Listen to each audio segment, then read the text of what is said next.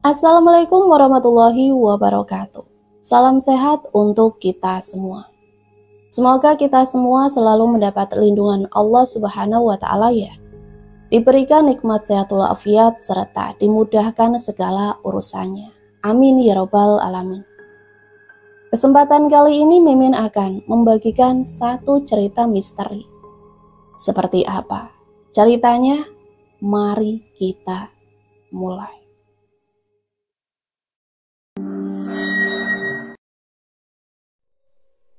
Kemoja menghilang mendekati hari pernikahannya.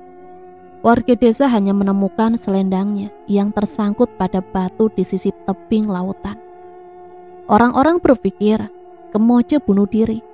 Bahkan kabar tentangnya menjadi kian buruk, mengganti citra Kemoja yang baik budi menjadi penuh caci. Namanya yang harum makin terkikis, lalu lenyap bersama waktu yang bergulir. 3 tahun lamanya, warga desa hampir melupakannya. Nama Kemoja hanya sebuah cerita untuk menakuti anak-anak gadis mereka. Hingga suatu hari, Kemoja kembali. Kehadirannya bagi selaksa teror bagi para pendosa. Dia datang membawa kidung penguntai kematian bagi mereka yang pernah menguntai kematiannya. Senja telah merajai langit ufuk barat. Hanya ada sedikit pancaran jingga sinar matahari yang disembunyikan awan. Itu pun tidak terlihat betul oleh mata manusia yang berada di andong yang bergerak. Sebab pepohonan yang dahan dan daunnya menyungkupi jalanan. Hampir menutupi celah langit. Meski demikian, Kemoja masih bisa mengamati sekitarnya yang mulai dilingkupi remang. Jika harus menerka waktu, Kemoja yakin hari kian beranjak petang. Namun kereta yang ditumpanginya tak juga berhenti di tempat tujuan sejak siang hari. Kemoja menghela nafas, lalu memandang Ratri yang sedari tadi mencengkram tas kainnya yang disulam rangkaian melati. Sejak menaiki gerbong kereta kuda, Ratri tak banyak bicara seperti biasanya. Sesekali gadis itu menimpali, tetapi kemudian memilih hening. Namun mungkin saja gadis itu gugup atau merasa bersalah kepadanya, karena beberapa hari lalu tak sengaja merusak kebaya pengantinnya. "Bu Endang, berapa lama lagi kita sampai?" Kemoja memilih membuka obrolan dengan bertanya kepada Ibu Ratri. Endang yang tak menyangka Kemoja bertanya padanya sedikit kaget, tetapi kemudian tersenyum dan menjawab, "Sebentar lagi, setelah melewati hutan ini, rumah penjahitnya ada di sana." "Padahal aku tak apa-apa loh Bu, masih ada kebaya punya ibuku dulu yang bisa kupakai untuk pernikahan nanti." Kemoja menunduk lalu mengelus cincin pertunangannya. Lagi pula Kang Wira tak mempermasalahkannya. Katanya memakai kebaya apapun, yang penting nanti pernikahan kami sakral dan sah. Ratri perlahan mendongak, tapi tangannya makin mencengkram tasnya. Tak sadar tatapan matanya menajam, hingga Bu Endang harus sedikit mencubitnya. Sadar apa yang tengah dilakukannya, Ratri membuang pandangan. Namun gejolak bara di hatinya makin membesar kala mendengar nama Wira dituturkan begitu manis oleh Kemoja. Meski Wira berkata begitu, tetap saja kami tak enak, khususnya Ratri. Dia sampai tak bisa tidur dan tak enak makan karena memikirkan kesalahannya. Endang mengelus punggung tangan Ratri. Ratri menoleh setelah beberapa kali membuang nafas untuk menormalkan debar dalam dadanya. "Bagaimana aku bisa tidur dan makan dengan enak? Aku telah mengacaukan semuanya. Untung saja Kemoja tak membenciku." Suara Ratri serak, hampir menangis. Kemoja meraih tangannya, lalu menggenggamnya. "Sudah kubilang, itu bukan salahmu, Tri. Buktinya Wira memarahiku begitu rupa. Itu tandanya kebaya itu sangat penting untuknya. Dan aku..." "Hai, sudahlah." Kemoja memeluk Ratri. tubuh keduanya berguncang karena jalanan yang dilalui Andong dipenuhi bebatuan. Aku sudah menjelaskannya kepada Kang Wira dan dia mengerti kok. Dia sudah memaafkanmu.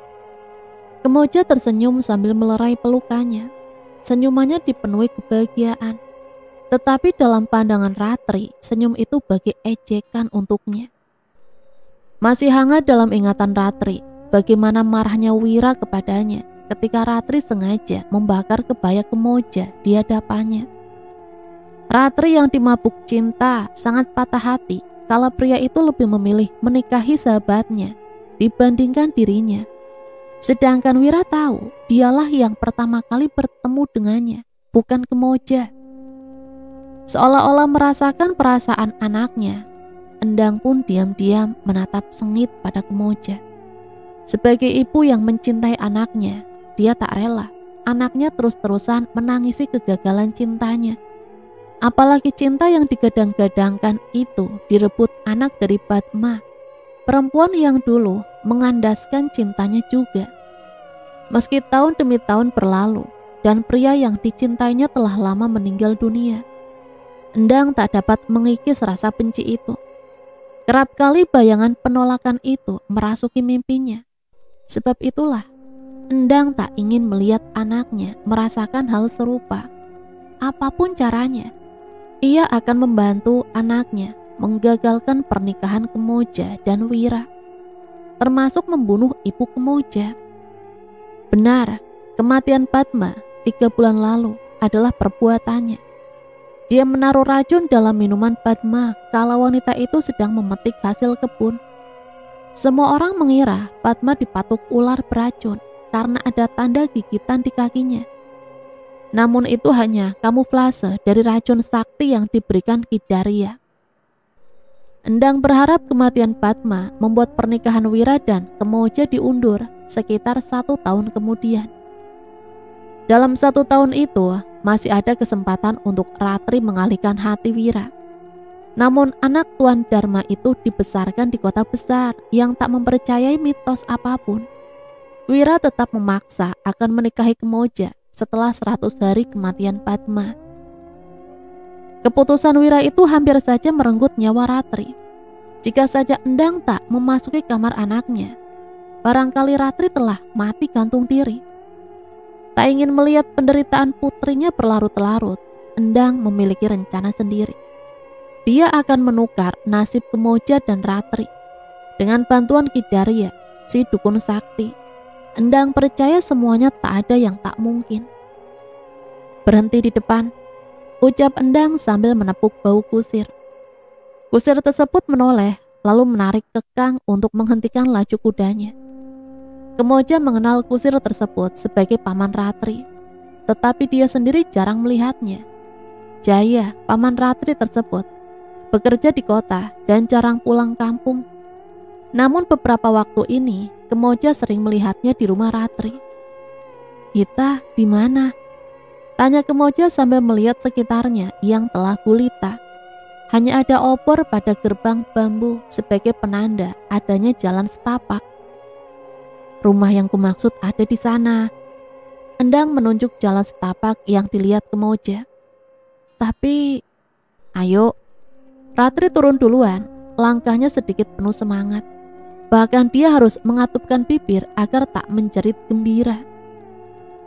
Pada awalnya dia masih ragu akan merencanakan ini bersama ibunya. Namun sepanjang perjalanan itu, bayangan kebahagiaan Wira dan Kemoja benar-benar telah membakar hangus nuraninya. Dia tak ingin melihat mereka bersama.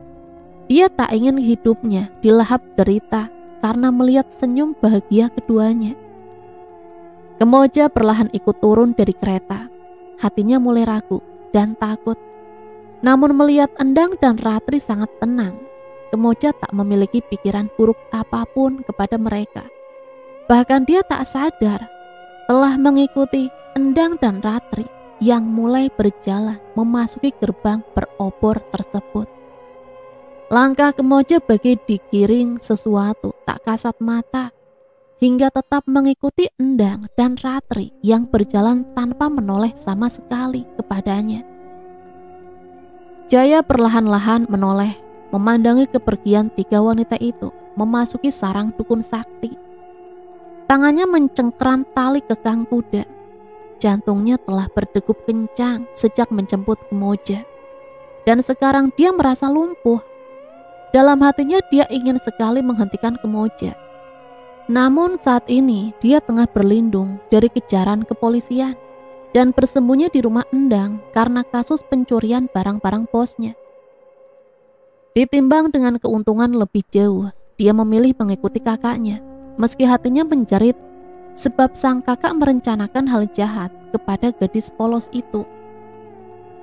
Jaya sendiri tak menyangka kakaknya akan sekejam itu, bahkan tak ayal Kemoja akan dibunuhnya seperti Endang membunuh ibu Kemoja 3 bulan yang lalu.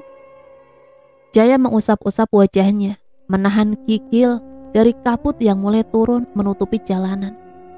Kabut mistis penanda sebuah kematian.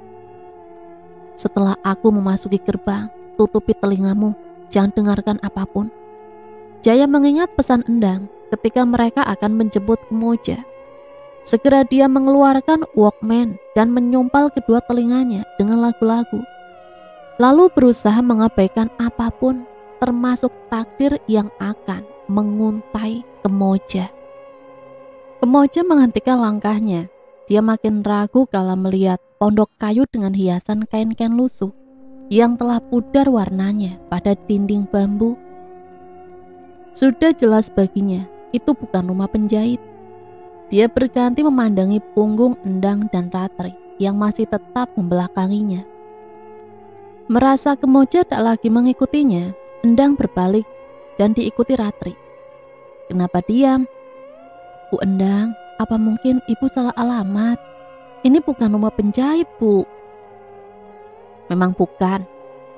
Lalu kenapa ibu mengajakku kemari? Kamu akan tahu jawabannya kalau kamu masuk. Cepat masuk. Endang menarik kerah gaun Kemoja, lalu mendorongnya hingga terjerembab ke teras pondok. Kemoja menjerit ketika lututnya menghantam batu. Dia berkaca-kaca, memandangi Endang dan Ratri silih berganti dengan pikiran bingung. Dia masih tak mengerti dengan keadaan yang dialaminya. Apa maksud mereka? Ratri, ada apa ini sebenarnya? Kau marah kepada aku, Tri? Ratri yang semula tak melihat ke arahnya, langsung menengok dan menatap tajam Kemoja. Marah kepadanya, katanya. Ya, memang Ratri telah memendam kemarahan itu sejak dulu. Mereka bertetangga serta teman bermain, tetapi tak sedikit orang-orang membandingkan mereka. Lalu tentang Wira, bukankah dia yang terlebih dahulu bertemu dengan pria itu? Tapi mengapa Kemoja yang mendapatkan cinta kasihnya? Benci. Aku benci kamu, Kemoja. Aku membencimu. Teriak Ratri mengeluarkan seluruh amarahnya. Kemoja membeliak tak percaya. Tubuhnya gemetar menerima kejutan bertubi-tubi itu. Tiba-tiba saja tubuhnya seperti lumpuh. Bahkan ketika Endang menariknya memasuki pondok, Kemoja tak bereaksi apapun. Dia masih menatap Ratri yang memelototinya dengan balutan kebencian. Rumah besar di bawah kaki bukit dikelilingi cahaya terang dari tiap sisi temboknya.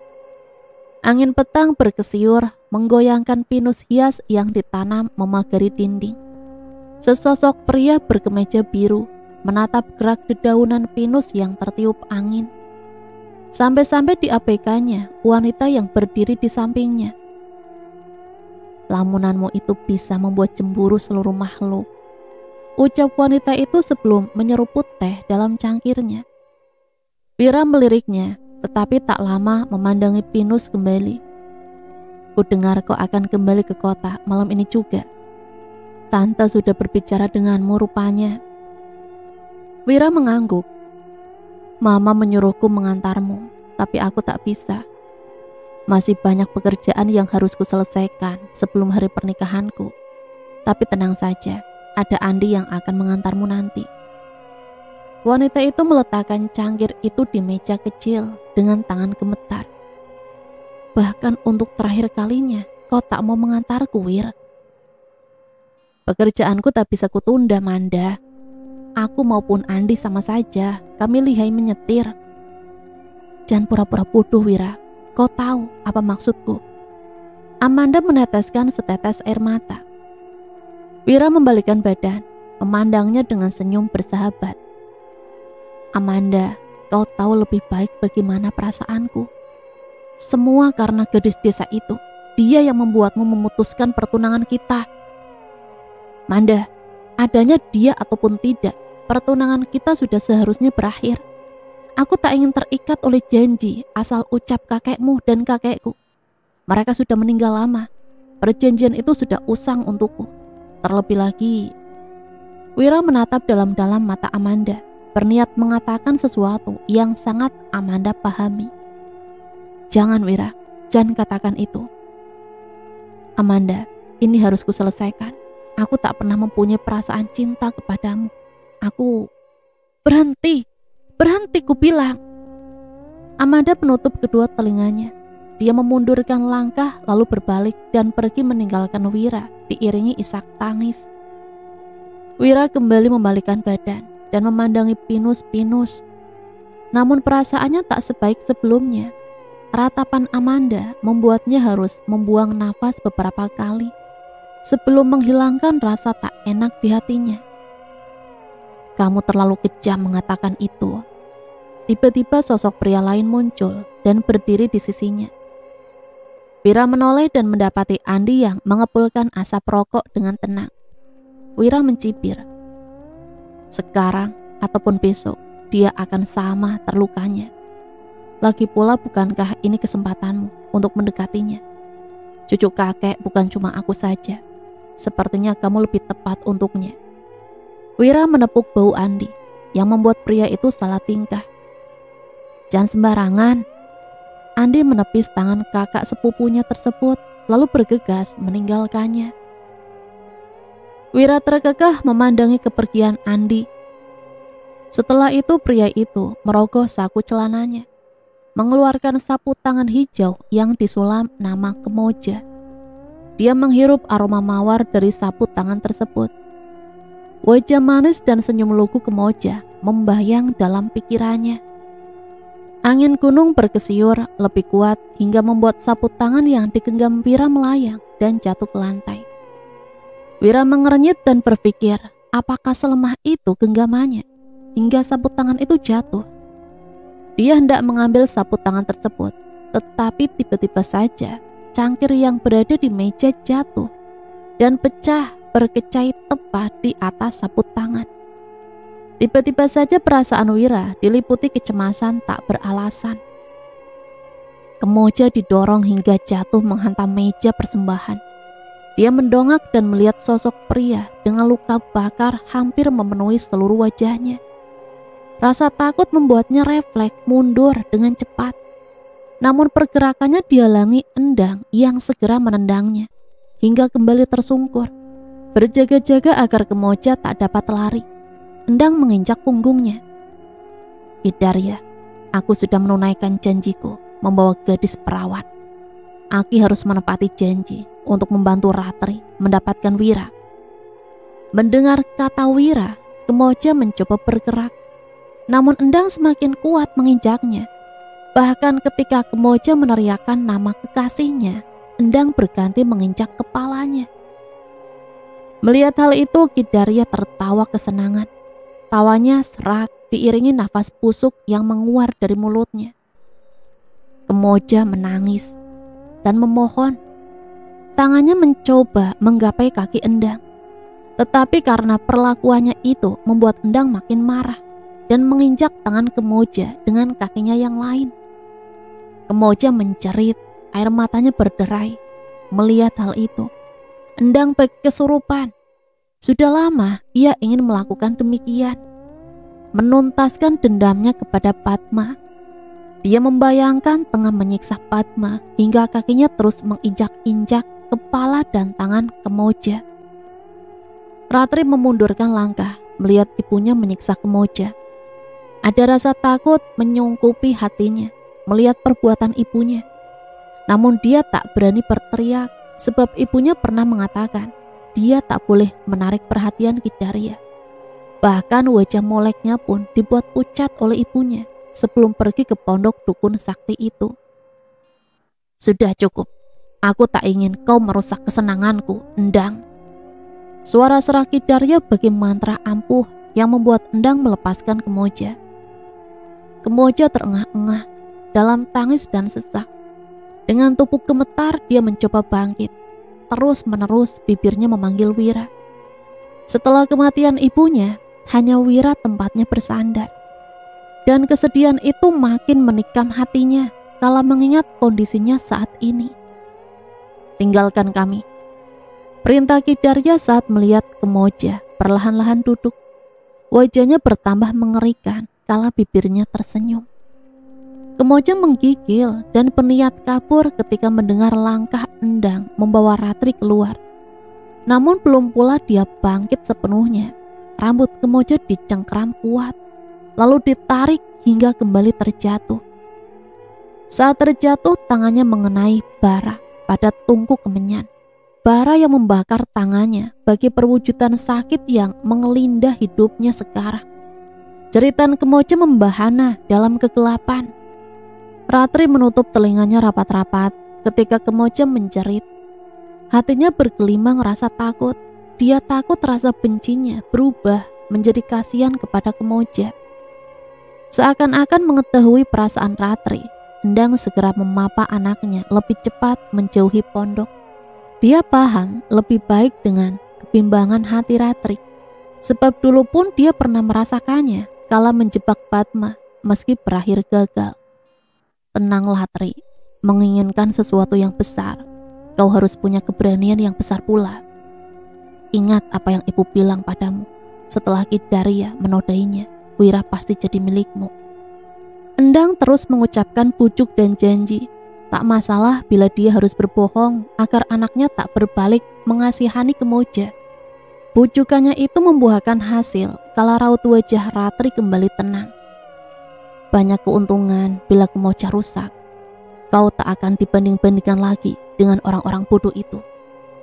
Ratri mengernyit tak suka, namun Endang tersenyum karena telah berhasil menyentil titik kebencian Ratri.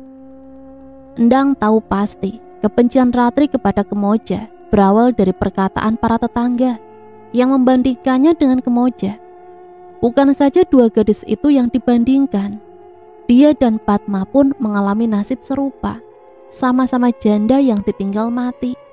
Tetapi nasib baik lebih memilih Padma karena dianugerahi anak yang mudah disukai oleh siapapun.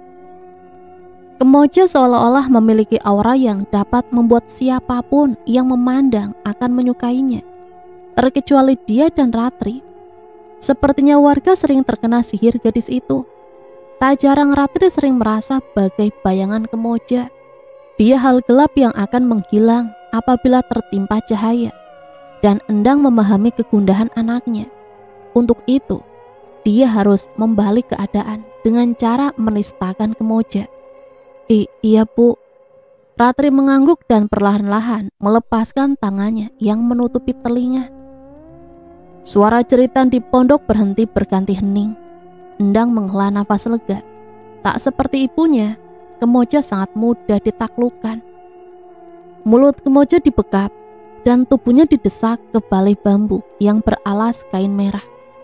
Kemoja meronta dengan mencakari apapun yang dapat dijangkaunya. Namun tenaganya terasa sia-sia kala Ki Daria melepaskan bekapannya hanya untuk menamparnya dengan mudah. Kemoja terjerembab dengan kepala menghantam sandaran bali-bali. Namun belum sempat mengadu, gaun bagian belakangnya dirobek begitu mudah. Jangan, kumohon, jangan sakiti aku. Teriakan Kemoja bercampur seduh. Dia mencecap asin darah dari sudut mulutnya. Saat ratapannya tak dihiraukan, Kemoja berusaha menarik dirinya, berguling, menghindari kangkangan Ki Daria. Namun pria buruk rupa itu menarik rambutnya, lalu membenturkan dahinya ke balai-balai. Kau menolakku karena wajahku buruk rupa kan? Kemoja menjerit ketika Ki Daria mencakar pipi kirinya, lalu tertawa terbahak-bahak. Namun saat tertawa itulah Kemoja melihat kesempatan. Dia menendang Ki Darya hingga Ki Darya sedikit terdorong. Dengan cekatan Kemoja berguling hingga terjatuh menghantam lantai kayu. Sekuat tenaga Kemoja berusaha bangkit lalu berlari dengan menerjang meja kecil yang penuh sesaji. Akan tetapi saat tangannya hampir menyentuh gagang pintu, sebuah tarikan membuatnya kembali dilempar hingga membentur tembok. "Setan alas, beraninya kau menendangku!" Ki Darya murka. Dia mendelik sambil berkacak pinggang. Nafsu birahinya musnah, digantikan angkara murka. Harga dirinya bagi disayat saat gadis muda itu menendang dan mencoba meloloskan diri. Dengan beberapa langkah lebar, Ki Darya berhasil meraih dan mencengkram leher Kemoja. "Tak ada yang dapat menyelamatkanmu. Kau akan mati di sini dan menjadi makanan peliharaanku." Ki Darya mengeram dan makin keras mencekiknya. Nafas Kemoja tersumbat, wajahnya memucat dengan tangan masih tetap berupaya melepaskan cekikan dukun itu. Sesaat kemudian kala nafasnya hampir berakhir, mata Kemoja melihat keris yang disisipkan di pinggang Ki Darya. Akalnya bergerak cepat, dia langsung menghunus keris lalu menggoreskannya ke lengan Ki Darya. Ki Darya menjerit lalu mundur sambil menutupi luka goresan di lengannya. Dia mendongak dan melihat Kemoja memegang kerisnya. Dia meraung lalu menendang dada gadis itu hingga Kemoja melepaskan keris yang dipegangnya. Rasa marah yang membuncah dan berkali-kali harga dirinya terluka karena diserang Kemoja. Ki Darya segera mengambil kerisnya. Ia kembali mencekik Kemoja dengan tangan kiri. Kemarahannya telah melumuri akal pikirannya hingga membuat tangan kanannya berayun menancapkan keris ke mata kanan Kemoja. Kemoja menjerit, perih, kegelapan bagi membetot jalan hidupnya malam itu. Makhluk-makhluk malam berteriak, bersorak menerima kegelapan hati yang baru. Di luar pondok Endah bersorak ketika mendengar jeritan panjang Kemoja. Sementara Ratri gemetar, tetapi menguatkan diri untuk tetap tenang. Dalam pikirannya, dia terus menjejali nama Wira sebagai cara agar tak mengasihani Kemoja. Saat mereka sibuk dengan pikirannya masing-masing, tiba-tiba pintu pondok terbuka. Lalu tubuh Kemoja ditendang hingga berguling-guling dan berhenti di depan Endang dan Ratri. Ki Darya keluar sambil mengacungkan keris berlumuran darah. "Buang gadis itu dan pergi kalian semua dari sini." Endang terlonjak. Ratri menyembunyikan diri di belakangnya. "Ki, apa yang terjadi?" "Kau, wanita sialan, aku akan membuat perhitungan denganmu nanti.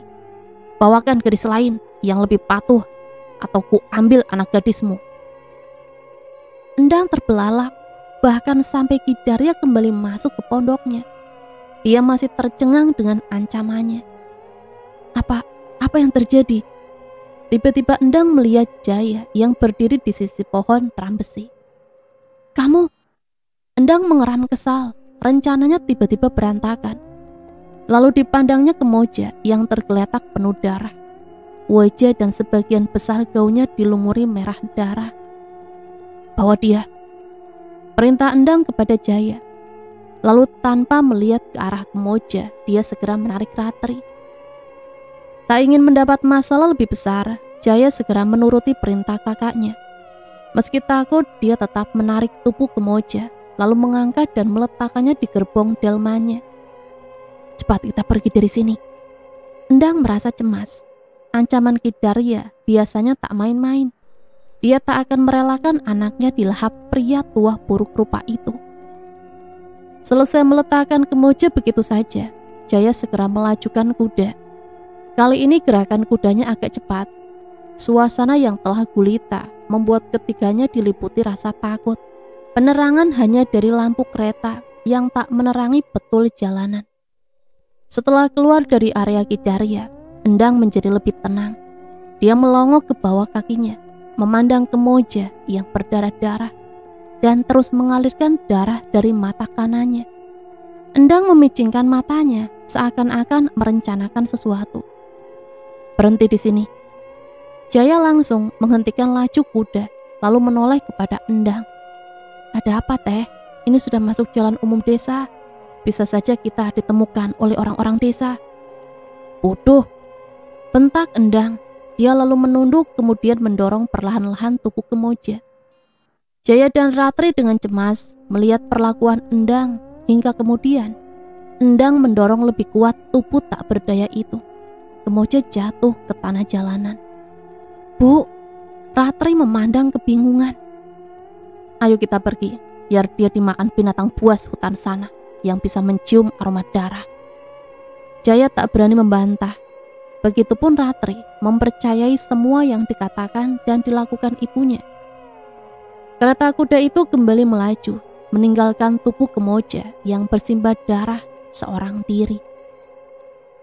Amanda menutup pintu mobil dengan keras kala melihat Wira tak acuh meski mengantarnya sampai halaman. Dia yakin pikiran Wira dipenuhi nama Kemoja. Sungguh, gadis kampungan itu amat melukai harga dirinya. Terlebih lagi di depan ibu Amanda sendiri. Wira mengatakan yang sejujurnya bahwa dia tak mencintai Amanda. Rosi, ibunya Amanda, masih sempat basa-basi dengan Wira. Dia lebih bisa bersikap tenang dan seolah-olah pernyataan Wira hanyalah omong kosong belaka, hingga tak memasukkannya ke hati. Namun ketika mobil telah melaju meninggalkan halaman rumah besar itu, Rosi langsung memaki dan menyumpah serapah. "Kurang ajar sekali dia. Tidak pernah rasanya aku merasakan terhina seperti ini." Amanda tak kuasa membendung air matanya. Sementara Andi yang tengah menyetir mencengkram keras setirnya tiap kali mendengar sedu-sedan gadis itu. "Tenang saja, Manda. Mama akan membicarakan ini pada nenekmu. Dia punya kuasa untuk membuat Wira tunduk. Nenek pasti akan mengungkit janji mendiang kakekmu dan kakeknya. Mama tak akan membiarkan Wira merendahkanmu seperti ini." Rosi mengepalkan kedua tangannya. Dia mengikuti Amanda hingga ke pelosok desa menyusul Wira.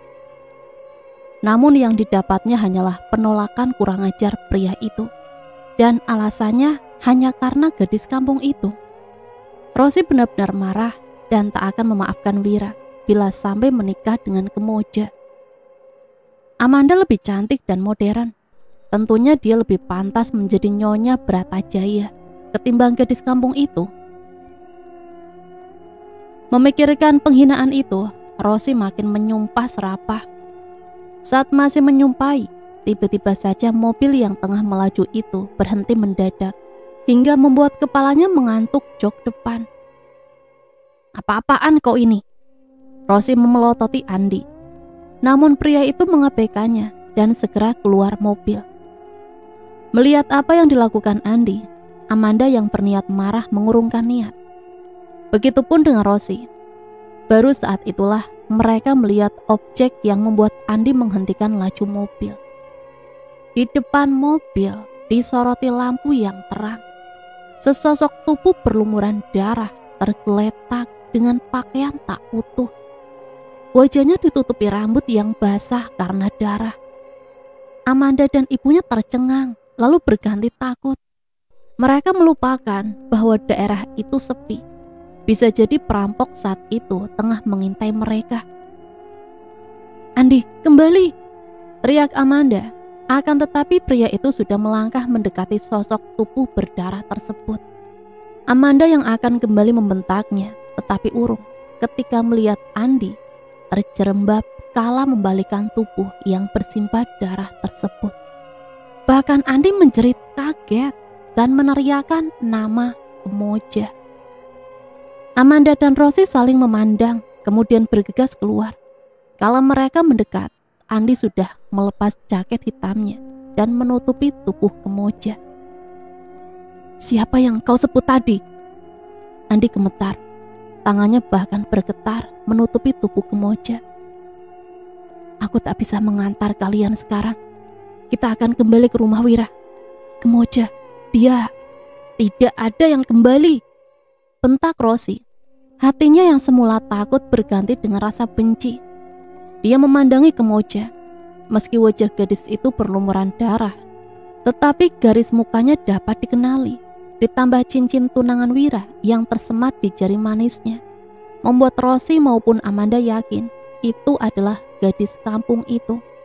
Sebab cincin itu adalah permata warisan dari keturunan Bratajaya yang akan diberikan kepada calon istrinya. Sungguh, rasa takut sebelumnya kini benar-benar lenyap dari hati mereka. Bawa dia ke mobil, cepat! Rosi memerintahkan Andi, namun pria itu tak bergerak sama sekali. Amanda mengamati Andi, lalu pada tubuh berlumuran darah itu. Dia membuang nafas lalu jongkok di sisi pria itu. Andi, ikuti kata-kata Mama.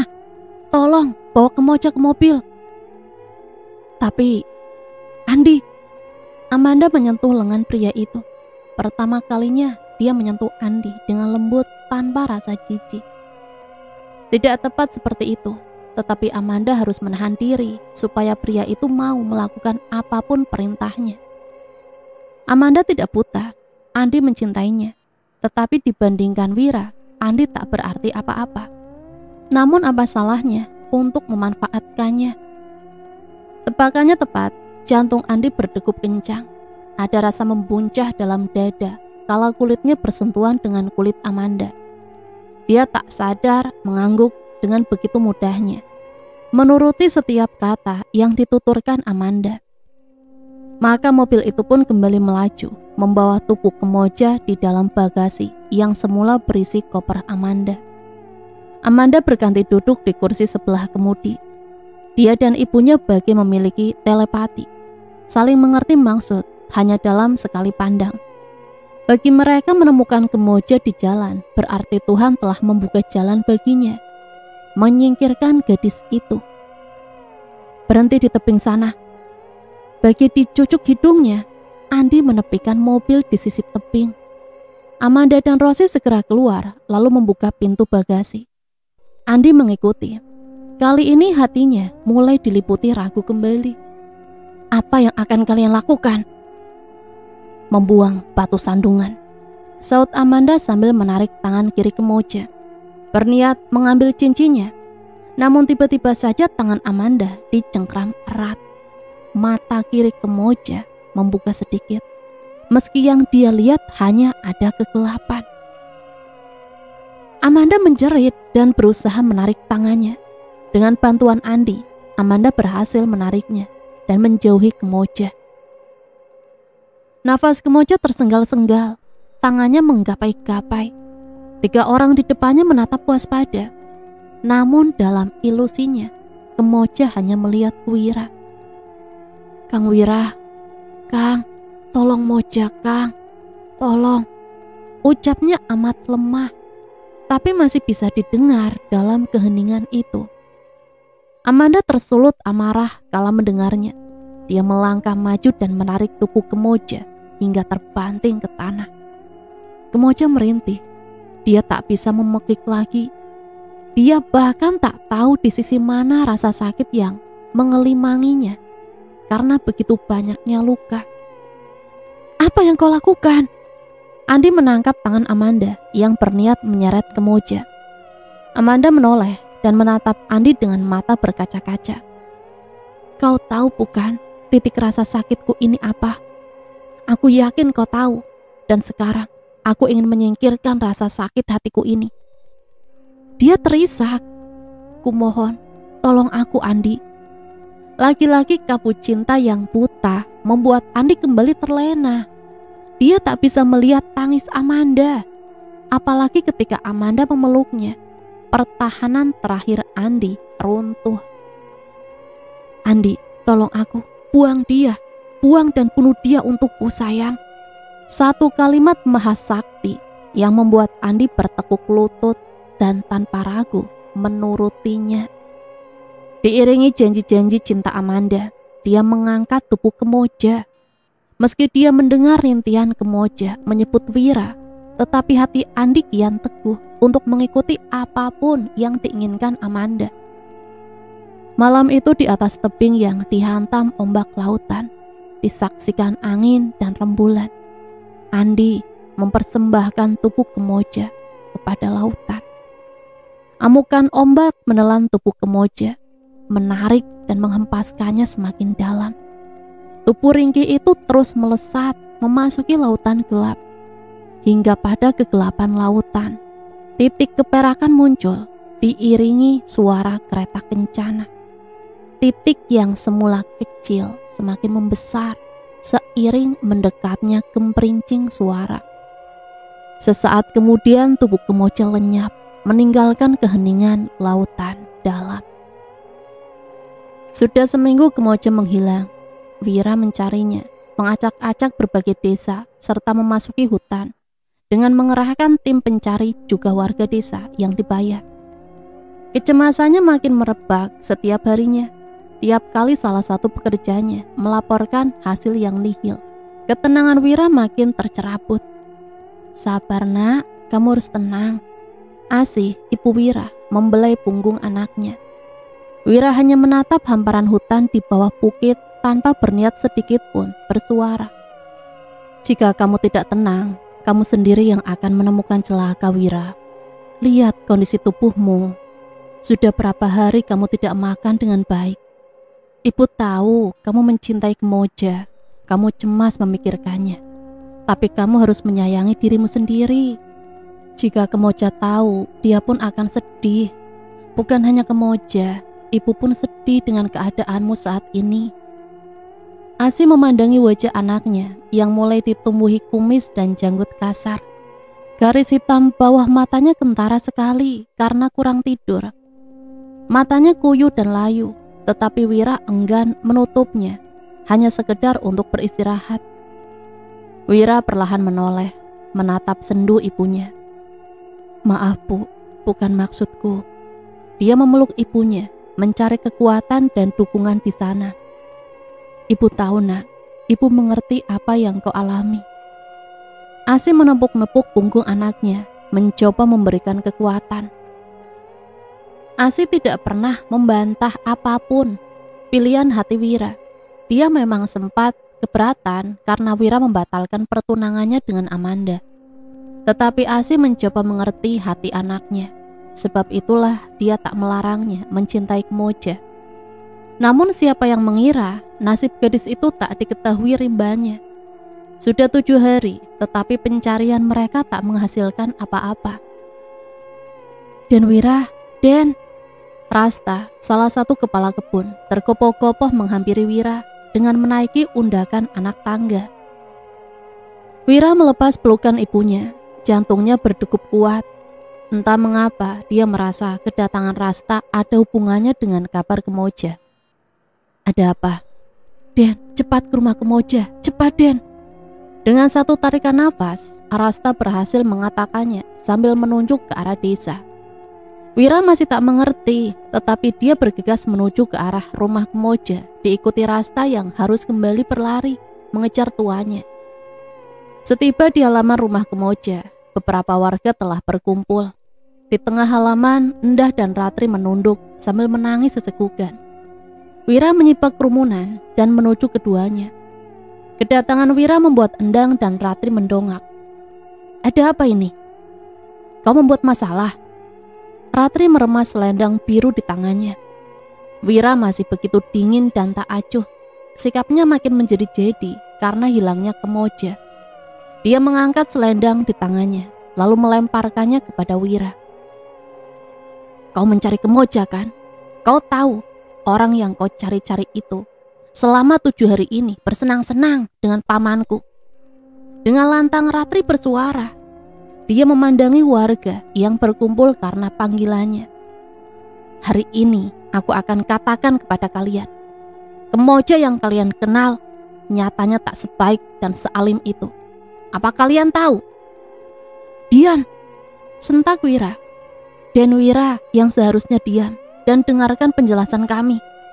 Endang berdiri di depan Ratri, menghalangi tatapan penuh amarah Wira kepada anaknya. Kami berbicara jujur dan apa adanya. Kami pun membawa buktinya. Endang mendongakkan dagunya. kepercayaan diri yang mutlak. "Kalian!" "Wira!" Asi yang ternyata menyusul, mencegah Wira yang berniat maju. Dia menggelengkan kepalanya dengan tegas, menyuruh Wira menahan amarah. "Dan Wira, aku dan Ratri telah menyembunyikan ini sejak lama darimu, juga dari para warga. Kenyataannya Kemoja memang tak sebaik yang kalian lihat. Dia iblis yang mudah menipu orang-orang. Apa kalian tahu, Kemoja sedang hamil. Dia hamil dengan adikku, Jaya. Sebelum bertemu Wira, dia telah menjalin hubungan dengan Jaya. Namun melihat betapa kaya rayanya dan Wira, dia berpaling dan mencoba menggodamu." Warga desa yang berkumpul saling berbisik-bisik, menyuarakan penilaian mereka. Wira ditahan Rasta ketika mendengar ucapan Endang. Begitupun Asih yang mencoba menenangkan anaknya. "Kau menuduh tanpa bukti, Bu Endang," saut Asih. "Aku bukan tanpa bukti," berkata demikian. Endang menoleh dan dengan kedipan matanya menyuruh Jaya maju dari kerumunan. Dia adikku. Dialah kekasih Kemoja." "Kalian pembohong, biadab!" teriak Wira. "Wira, aku dan ibuku tak berbohong. Pamanku dan Kemoja menjalin kasih. Bahkan Kemoja tengah mengandung anak pamanku. Kaulah yang buta dan ditipu kecantikannya," Rati berkata dari balik punggung ibunya. "Tutup mulutmu." "Jaya, bicaralah. Buat orang-orang itu percaya bahwa Kemoja adalah kekasihmu." Asih memandang Jaya, menelitinya dengan pandangan ragu. Usia pria itu sekitar 40-an tahun. Meski terlihat rapi, tetap saja Asih tak bisa mempercayai jika Kemoja menyukainya. "Apa bukti bahwa Kemoja adalah kekasihmu?" tanya Asih langsung. Jaya yang semula menunduk, mendongak perlahan-lahan. Dia sangat tenang meski di dalam hatinya cemas luar biasa. Namun dia harus melakukannya demi uang yang dijanjikan kakaknya. Jaya akan melarikan diri ke pulau seberang sebab polisi bisa saja mengendus keberadaannya di desa ini. "Aku dan Kemoja tidak hanya saling mencintai dan memuja, tapi kami juga sudah mengenal bagian tubuh masing-masing." "Kurang ajar, tutup mulut busukmu.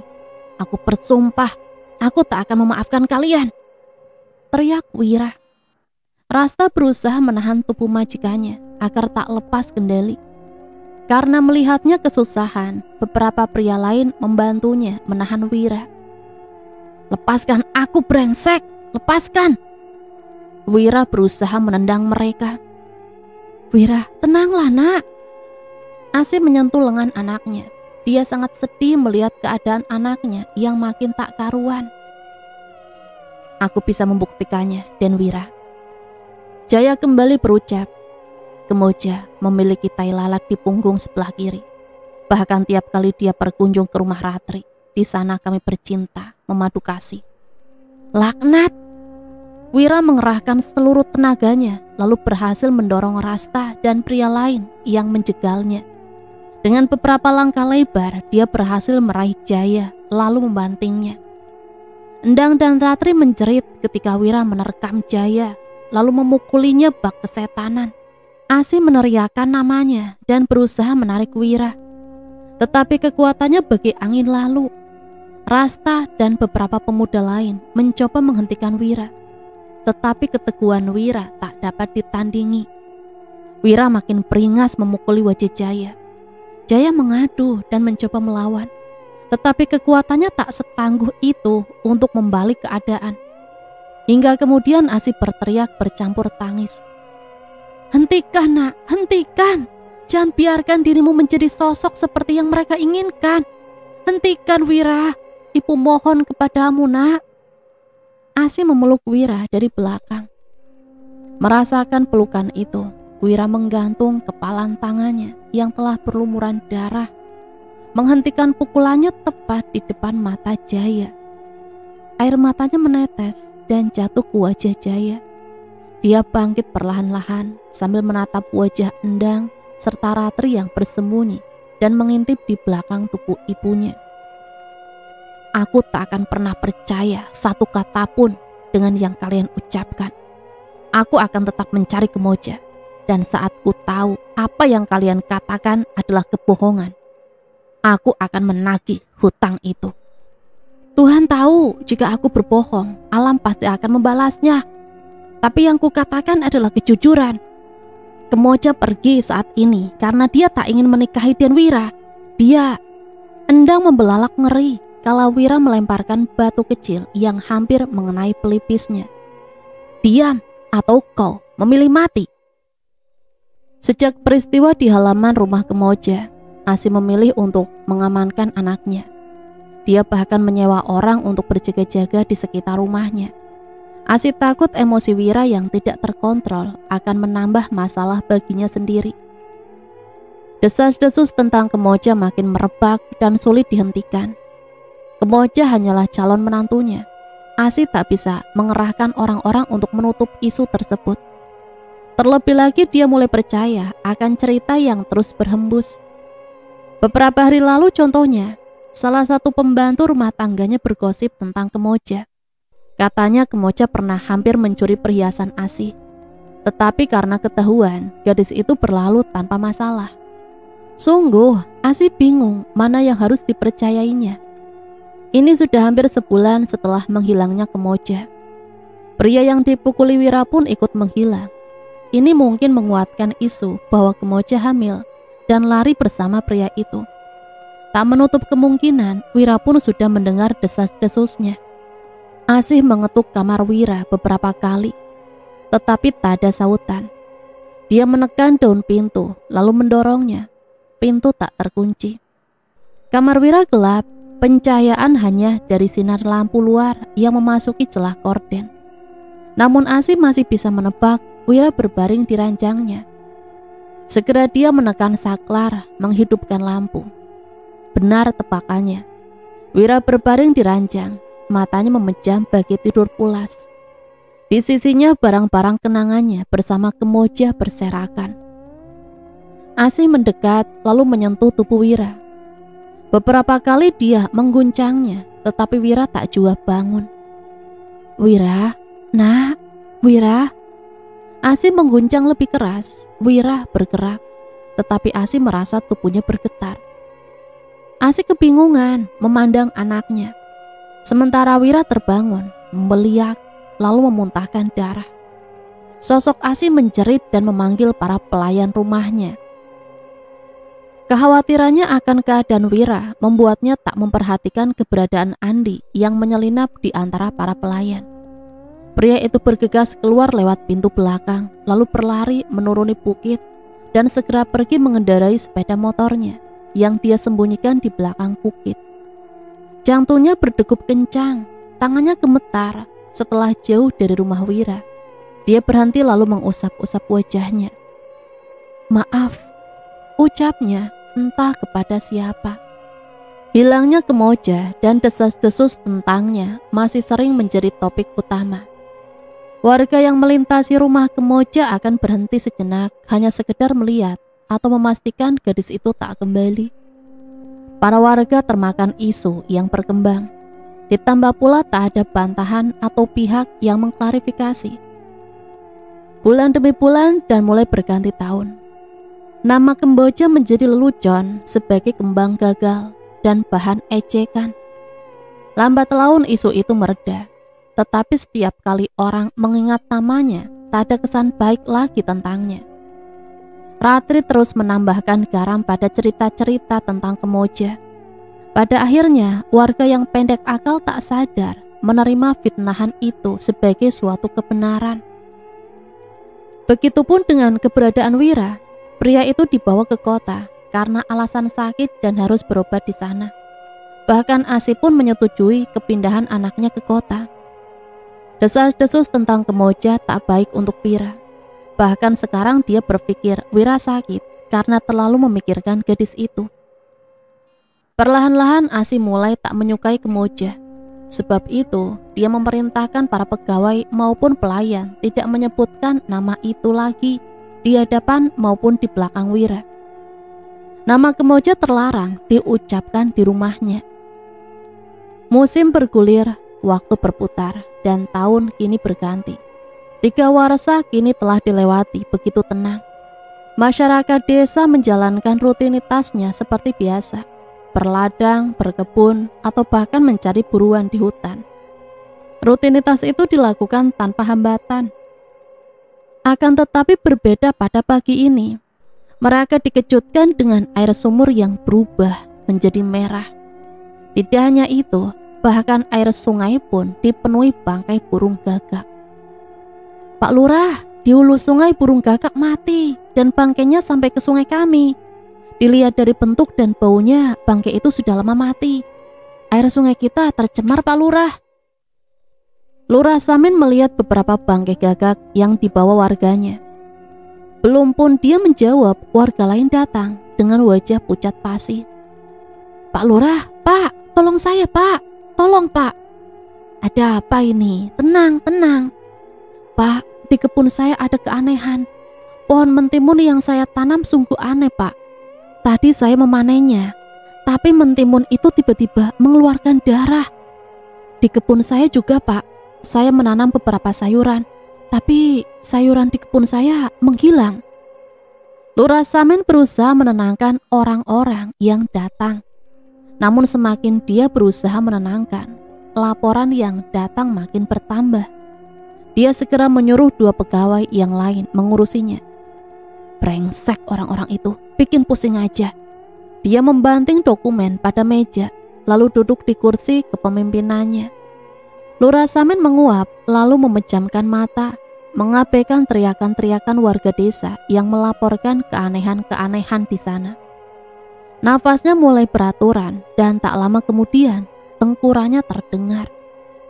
Akan tetapi waktu tidurnya terusik, kala hidungnya mengendus aroma amis darah.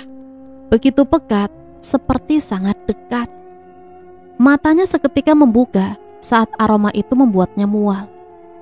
Lurah Samin mengamati ruangannya, memeriksa bagian-bagian bawah meja dan lain-lain. Tetapi tak ada satupun sumber amis tersebut. Dia mengusap hidungnya berkali-kali sebelum kembali ke kursinya, bersiap meneruskan tidur. Namun saat akan memejamkan mata, justru dia merasa kantor desanya begitu sepi. Bukannya tadi dia masih mendengar ocehan-ocehan warga desanya yang melapor. Mengapa sekarang satu suara pun tak ada, pikirnya. Dengan rasa penasaran, Lurah Samin bergegas keluar dan berjalan menuju halaman kantor. Akan tetapi dia tercengang, membelalak, bahkan memundurkan langkah 3 kali saat melihat bangkai-bangkai gagak berserakan di halaman kantor desa. Yang membuatnya makin heran dan takut, tak ada satu orang pun, pegawai atau orang-orang desa di sana. Sepi. Hanya kesiur angin yang membawa aroma darah bercampur bangkai. Tolong! Lurah Samin menjerit dan segera berlari meninggalkan kantornya, melangkahi bangkai-bangkai gagak. Sekuat apapun dia berteriak, Lurah Samin merasa desanya sangat sepi. Dia bahkan tak menyadari melewati wanita berkebaya hijau dengan selendang senada yang menutupi kepala dan setengah wajahnya. Wanita itu memerhatikan Lurah Samin dengan senyum tanpa emosi. Angin mendesir, meniup selendangnya hingga jatuh ke pundak. Helaian rambutnya mengibar, menunjukkan mata kanannya yang berbeda warna. Dia tak berkedip, menegaskan 2 warna matanya, hitam dan hijau. Melihat Lurah Samin tak juga berhenti berlari. Wanita itu mengangkat tangan, lalu mengibaskannya. Sekumpulan lebah kecil muncul berdengung, lalu berpendar ke berbagai arah. Angin kembali berkesiur, meniup rambut wanita berkebaya hijau tersebut. Pandangannya mengarah pada rumah di atas bukit. Rumah besar bercat putih satu-satunya. Saat itulah tatapannya merebak sendu. Dia berbalik lalu berjalan menyusuri jalanan. Seiring langkahnya, dia mencentikkan jemarinya. Seketika orang-orang desa yang hilang kembali muncul, hingga membuat jantung Lurah Samin berdenyut kencang sebelum pingsan di jalanan.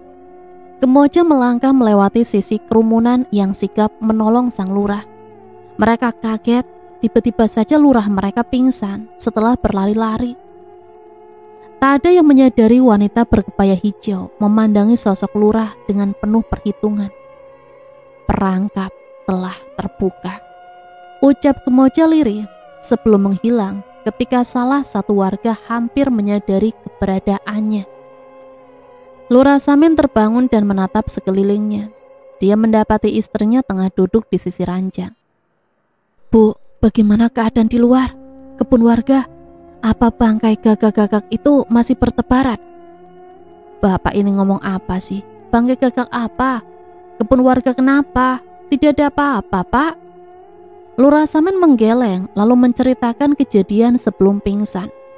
Dia yakin sekali melihat banyak bangkai gagak dan laporan para warga. Namun istrinya malah tertawa. Bapak ini orang gak ada apa-apa kok.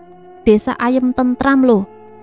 Mariati, istri Lurah Samin terkikik. Oh iya, dapat pesan dari Teh Endang. Bapak disuruh ke sana. Ngapain lagi? Dia sudah dapat banyak uang dari kita, bukan? Suasana hati Lurah Samin berubah kesal. Ketakutannya luntur, digantikan kesal mengingat dominasi kakak perempuannya itu. Teh Endang katanya mau beli tanah sebelah barat. Kakang diminta memuluskannya. Lurah Samin berubah cemberut. Dia tahu ketamakan kakaknya itu. Memuluskan berarti Samin harus membebaskan tanah itu dari warga.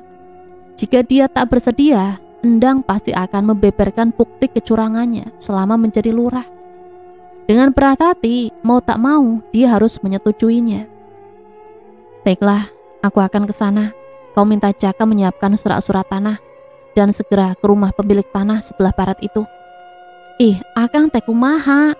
Tanah eta kan miliknya Neng Kemoja, pemiliknya aja nggak tahu di mana. Lurah Samin tercengang, tetapi sesaat kemudian tersenyum. Jika pemiliknya tak ada, itu lebih memudahkan untuknya. Segera Lurah Samin pergi ke rumah Endang mengendarai sepeda motor. Dalam 3 tahun ini kehidupan kakaknya makin makmur. Hal itu pun berimbas kepadanya. Lurah Samin berhasil menjadi orang pertama di desanya berkat bantuan Endang. Terlebih lagi Endang mengenal Kidaria, tentu saja menjadi lancar baginya. Ketika tepat melewati rumah Kemoja, tiba-tiba saja sepeda motor sang lurah padam. Dia mengutak-atik kunci lalu menyalakannya kembali, tetapi tak berhasil juga. Lurah Samin turun dari sepeda motornya, lalu mencoba mendorongnya. Namun rodanya sulit digerakkan, meski dia mendorong sekuat mungkin. Tiba-tiba kegiatannya berhenti saat mendengar suara pintu rumah Kemoja terbuka. Lurah Samin terdiam dan memandangi pintu yang terbuka itu. Tak ada siapapun yang keluar. Dari tempatnya berdiri, Lurah Samin hanya melihat kekosongan ruangan. Ya, rumah Kemoja kosong. Sebab sejak kepergiannya, Endang dan Ratri memindahkan barang-barang Kemoja ke rumah mereka. Lurah Samin berpikir mungkin saja itu karena angin. Namun hatinya bagai didorong rasa ingin tahu yang kuat. Tanpa disadari, kakinya telah melangkah memasuki halaman rumah, menginjak teras lalu berdiri di depan pintu. Sang lurah memandangi pegangan pintu dan berniat menutup pintu itu kembali. Saat tangannya akan meraih pegangan pintu, tiba-tiba ada tangan lain yang lebih dulu meraihnya. Lurah Samin mendongak dan saat itulah dia menatap tepat mata Kemoja. Dengan gemetar, Lurah Samin refleks mundur beberapa langkah. Ketika Kemoja maju berdiri di tengah pintu, dia berbalik lalu lari tunggang langgang sambil berteriak-teriak tak karuan.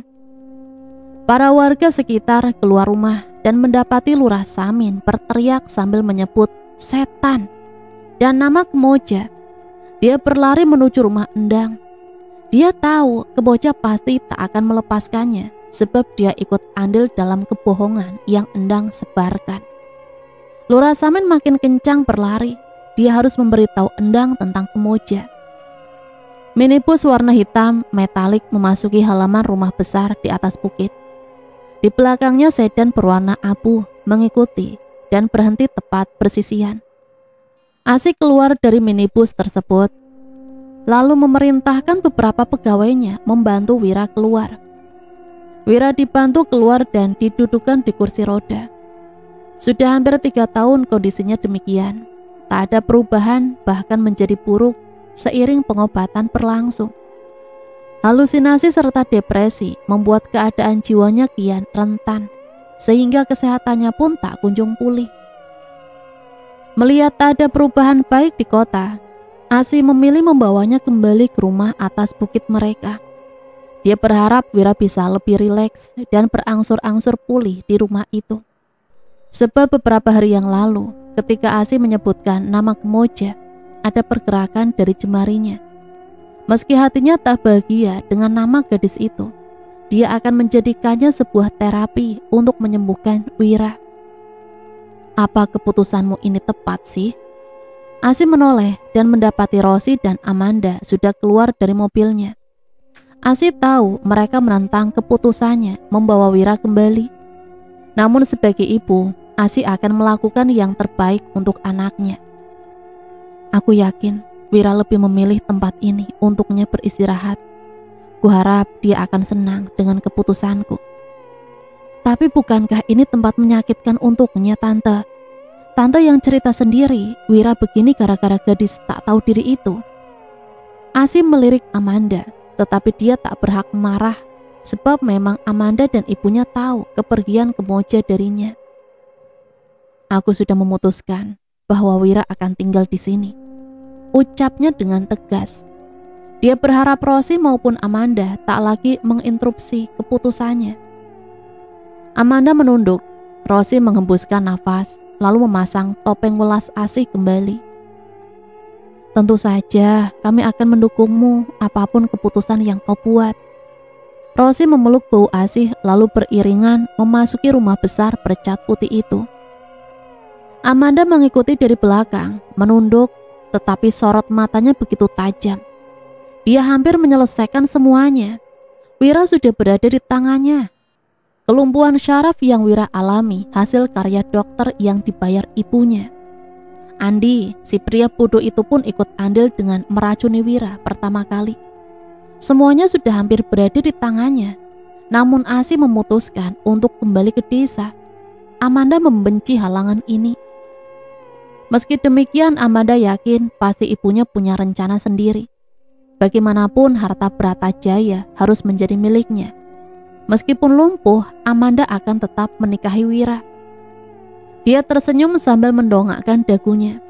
Rasa gulana di hatinya memudar seiring rencana baru akan dimulai. Dia melangkah dengan rasa percaya diri tinggi. Namun saat kakinya menginjak undakan tangga teras, tiba-tiba rasa sakit menghantam kepalanya. Amanda menjerit, terhuyung, lalu tersungkur ke teras. Dia meraba belakang kepalanya. Rasa pusing mendera hingga dia harus menggeleng-gelengkan kepalanya untuk menetralkannya. Tak jauh dari tempatnya, batu sekepalan tangan teronggok. Dia yakin ada seseorang yang melemparkan batu itu ke kepalanya. Amanda memindai ke sepenjuru tempat yang dapat dia jangkau. Namun tak ada siapapun, hening. Hanya angin gunung yang berkesiur menggoyangkan dedaunan pinus dan tanaman bunga di taman. Tiba-tiba dia merasa takut. Ya, dia lupa akan ketakutannya untuk kembali ke sini. Entah bagaimana nasib Kemoja, tetapi dia dan ibunya ikut andil atas kematiannya. Bisa jadi arwah gadis itu akan menghantuinya, dan itu dimulai dari sebuah batu. Amanda kembali memandang batu tersebut. Dia bergegas memasuki rumah Asih dengan bayangan-bayangan ketakutan di pikirannya. Amanda memang benar, sosok yang ditakutinya memang tengah menggentayanginya. Dia berdiri di balik pohon mahoni yang berada di halaman rumah besar itu. Matanya mengintip, menatap sosok Amanda tajam, bagai mengintai buruannya. Nah teman-teman, ceritanya sampai di sini dulu ya. Bagaimanakah nasib para pendosa itu selanjutnya? Sampai berjumpa kembali di part selanjutnya. Matur nuwun, wassalamualaikum warahmatullahi wabarakatuh.